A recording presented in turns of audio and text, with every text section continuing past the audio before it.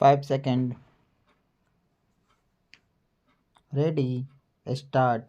प्रधानमंत्री नरेंद्र मोदी ने भाजपा के राष्ट्रीय अधिवेशन को संबोधित करते हुए जिस तरह एक बार फिर यह कहा कि भाजपा अपने बलबूते 370 सीटें जीतेंगी और राष्ट्रीय जनतांत्रिक गठबंधन यानी राजग 400 से अधिक सीटें हासिल करेगा, उससे यह स्पष्ट है कि वह आत्मविश्वास से भरे हैं और तीसरी बार सत्ता में वापसी को लेकर सुनिश्चित हैं।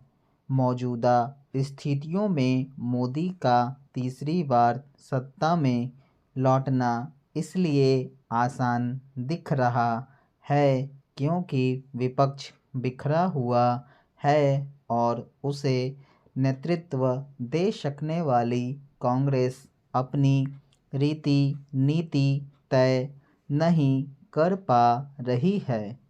कुछ समय पहले जो INDIA भाजपा का मुकाबला करता दिख रहा था, वह बिखराव और टूट-फूट से ग्रस्त है।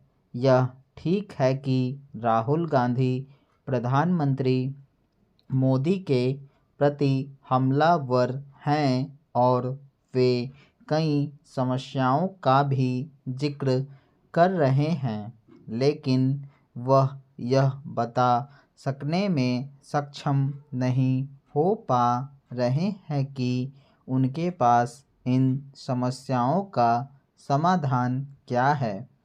कांग्रेस की एक अन्य समस्या यह भी है कि उसके नेताओं और कार्यकर्ताओं के लिए यह समझना मुश्किल हो रहा है कि पार्टी की विचारधारा क्या है।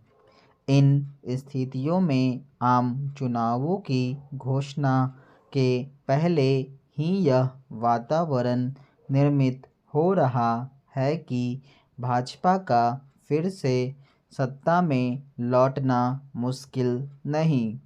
प्रधानमंत्री मोदी ने राष्ट्रीय अधिवेशन को संबोधित करते हुए जिस तरह अपने कार्यकर्ताओं को यह संदेश दिया कि वह सरकार की योजनाओं और उपलब्धियों से आम जनता को अवगत कराएं और उनका भरोसा जीतें, उससे यह भी स्पष्ट है कि वह अनुकूल माहौल के बावजूद कोई कोर-कसर बाकी नहीं रखना चाहते।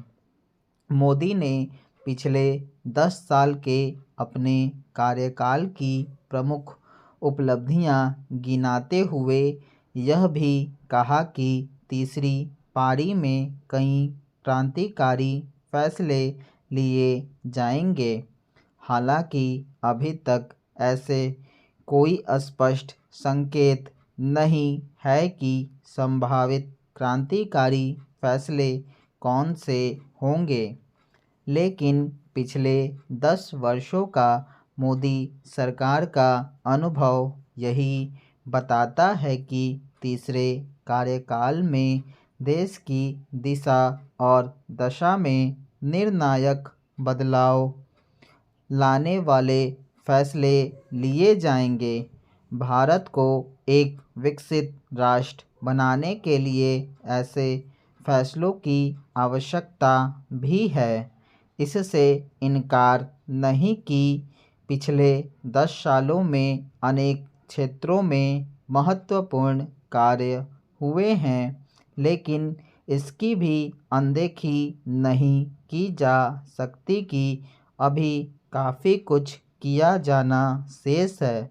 निश्चित रूप से प्रधानमंत्री का यह कहना सही है कि उनके कार्यकाल में जम्मू कश्मीर से अनुच्छेद 370 हटाने का बड़ा और साहसिक फैसला हुआ तथा राम मंदिर निर्माण की सदियों पुरानी आकांक्षा पूरी हुई।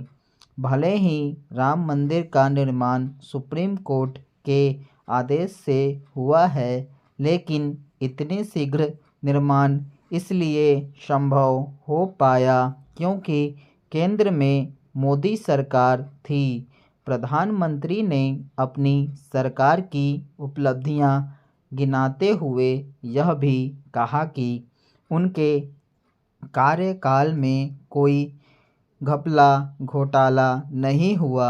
इनका यह कथन सत्य है, लेकिन यह भी एक सच्चाई है कि निचले स्तर पर भ्रष्टाचार जस का तस बना हुआ है। स्टॉप।